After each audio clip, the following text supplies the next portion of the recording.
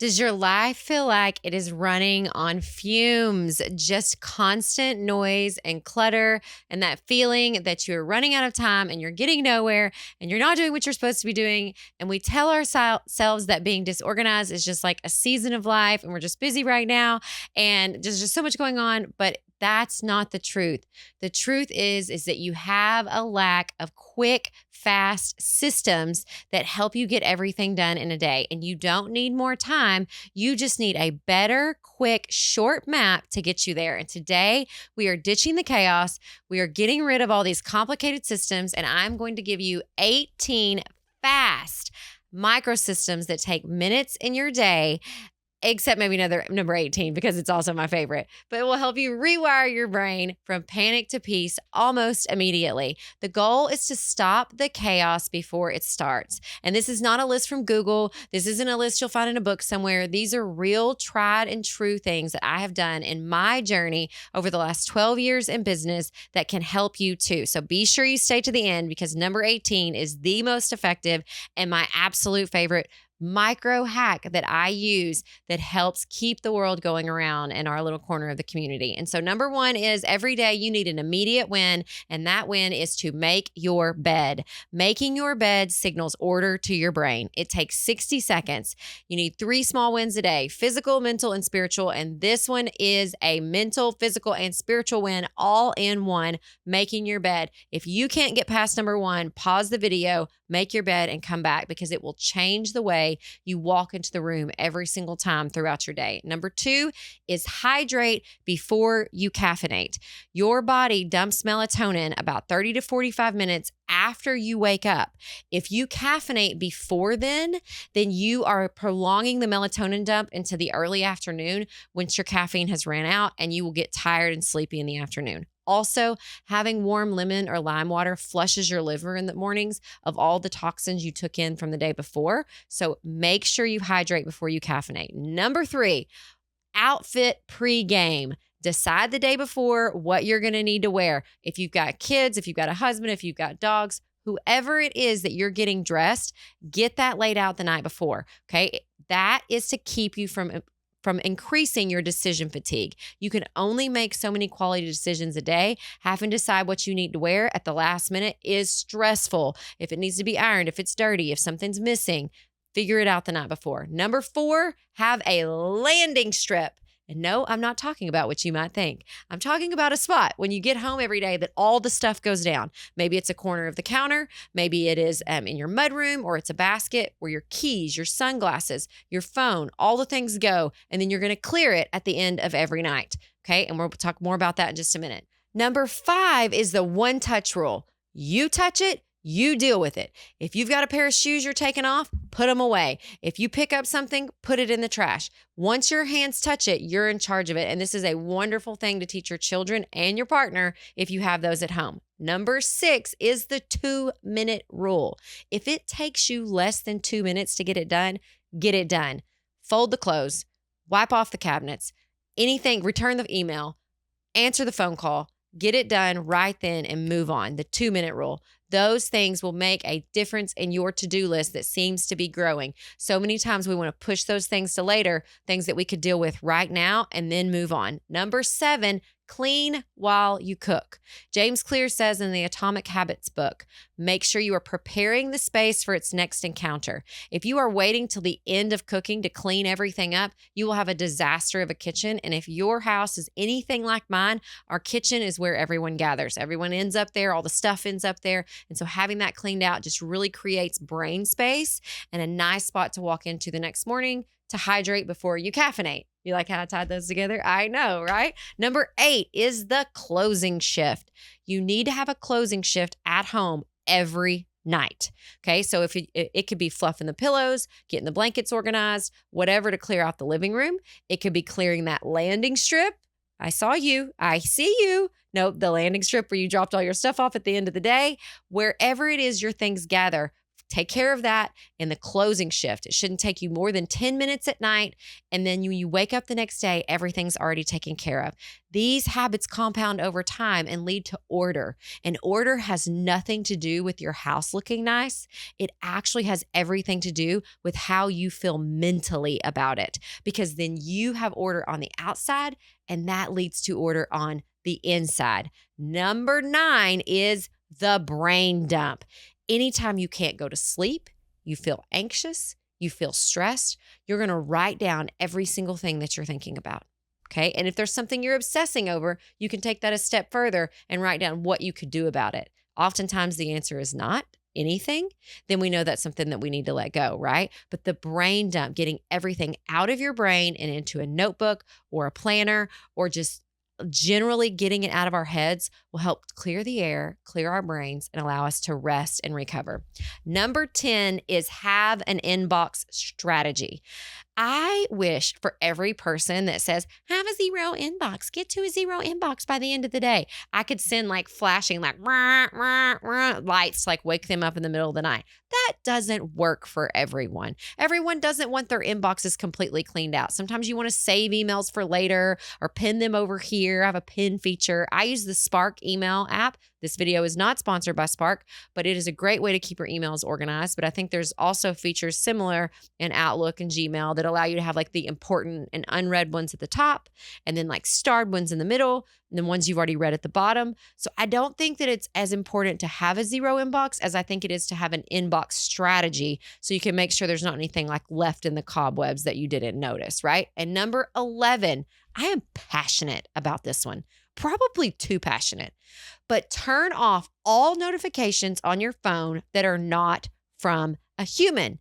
It is so annoying to me when I'm sitting next to someone having a conversation and up pops the notification from Candy Crush. Like, was that really deserving of your attention, of you looking away from our conversation to check Candy Crush or the Monopoly Go game? You know, like, turn off all those notifications. It just reduces your value, like, in life as a human. It just makes people like, I don't know, that was probably a way big too overgeneralization, but it's just kind of annoying. So you can disagree with me if you want on that one, but then you're saving your attention from like real people, real humans that matter.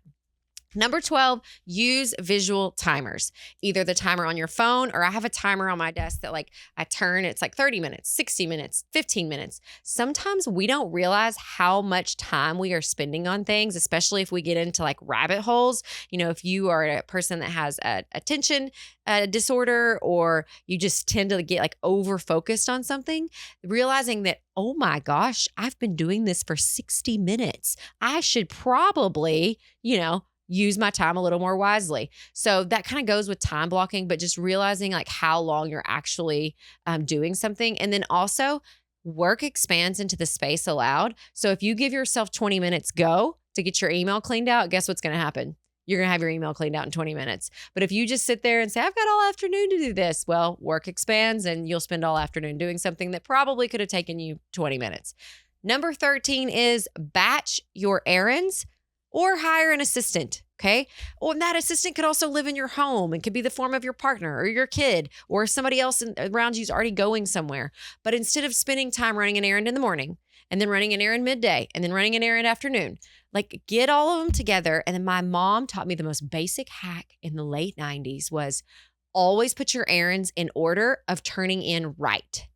So make all your right turns. So like you're heading down the road, right turn in, right turn in, right turn in, right turn in. Do all of those before you cross the road and do the ones on the other side or the other side of the interstate or whatever. So you can apply that to your situation. But crisscrossing the street and turning in and out of traffic, it actually wastes a lot of time. So batch those errands together, put them in order, and it's so much more efficient. And then you're getting little dopamine hits as you go because you're like, I got it done. I got it done. I got it done. And so that's also exciting too. All right. Number 14 is the Sunday scan. And this one is big. It's very big. Some people are like, I do it on Friday or I do it first thing Monday morning. And there's nothing wrong with that. But it's the concept of having one moment where you sit down, look over your calendar and see what's coming up for the next week. See if there's any conflicts, if you've double booked yourself, if somebody else in your household needs something, if you need something. With Amazon and with extended hours at stores in your town, you may be able to run in and pick up those envelopes or paper clips or something like that on a Sunday, save you a lot of time during the week. But having the Sunday scan is huge because a lot of times things come up unexpectedly that were already on our calendar that we were already using. And can I make this number 14 and a half? Use a calendar. I've got a whole episode coming up soon, an entire video dedicated to a basic calendar, but use a calendar. Brain dump. If you're keeping it in all up here, you're going to get chaotic and crazy and you're going to miss something and then you're going to be disappointed in yourself. And it's a whole thing where you feel guilty and then shameful. Just put it in a basic calendar and you'll be able to keep up with it. So the Sunday scan is huge. If you wanted 14 bonus points, turn that Sunday scan into a Sunday family meeting where you're talking with your family about everything that's going on so you're all on the same page as well. So that's something that we're implementing in our household right now. Number 15 is automate everything. Anything that can be automated, automate it, okay? That's reoccurring bill pay. All right, have your groceries delivered. I get mine delivered every Sunday night or Monday morning, so it's set for the day. And then I have no excuse of we don't have anything to cook for dinner. Oh yeah, we do. You know what? Those groceries we already paid for. So no, we're not stopping at Chick-fil-A or Wendy's. We're going to go eat the nuggets in the fridge. Okay. Can you tell I have an 8-year-old? Totally an 8-year-old mom thing. But prescriptions, anything that you can automate, have it done for you so that you're not constantly having to remember to pay or do, and reduce that decision fatigue and reduce your just overall workload in life, right? All right, number 16, don't buy any more hangers. Yeah, you heard it from here. You didn't find that on the internet. That was only in this video. If you are buying more hangers for your closet, you are getting more clothes than you need. All the clothes you have right now are probably on hangers, okay? So when you get more stuff, get rid of stuff that you no longer wear, that's not in good repair, that doesn't fit anymore. You're probably not getting back into that size again. It's okay. Let it go, okay? So don't buy any more hangers, because as you buy more hangers, it starts to squeeze your closet like this, and then I have to do laundry and then I have to put it away. And then I can't even get the clothes in because there's nowhere to put the hanger. And it's a whole mental thing. Don't buy any more hangers. All right. Number 17, so not so fast. Don't go so fast. That's it. Don't go so fast. That's number 17. So I need to do this and I need to do this and I need to do this and I need to do this. Don't go so fast. Slow it all down. Take a breath. Live in the moment. You think that how is that going to help me be organized, Brooke? It's going to help you be organized because so many times the chaos we create is right between our ears. It's right here in our own head. So if we can remember, so what's happening now? Be in that moment and be there and help you to slow down. And then number 18, my absolute favorite. And this one's probably not as the quick and fast hack, but is to do a quarterly review. If you want to stay organized, if you are truly dedicated to being an organized human and getting out of this crazy chaos, you're going to need to block 2 or 3 hours off once every 90 days and sit down with yourself, look over what you've done, look over your wins, look over all the celebrations. My assistant, Rebecca, taught me, scroll through all the pictures on your phone. That's going to help you remember all the things that you did, right?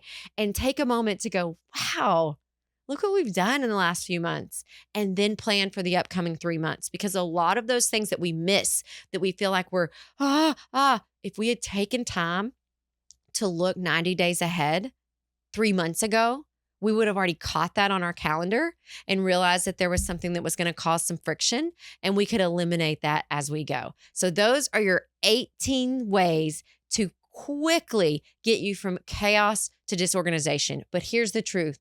I don't want you to try them all. Not right now.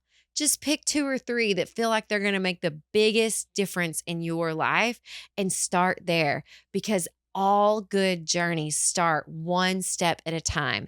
And many of us are in a place in life where we need somebody to do that journey with us, a coach, a mentor, a friend, a little board of advisors. And that is available to you in my one-on-one coaching program. But it starts with a free 30-minute call where we just talk about what you're struggling with.